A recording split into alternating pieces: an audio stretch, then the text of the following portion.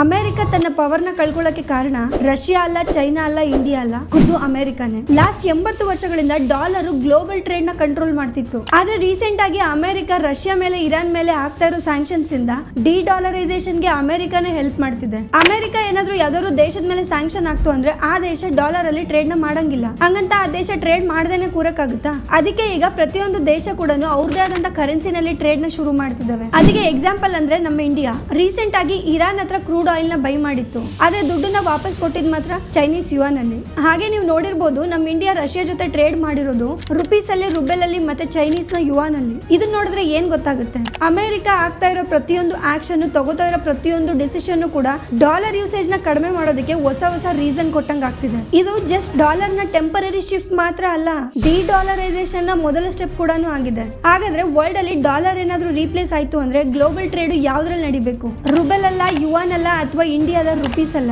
ದಯವಿಟ್ಟು ಕೆಳಗಡೆ ಕಾಮೆಂಟ್ ಮಾಡಿ.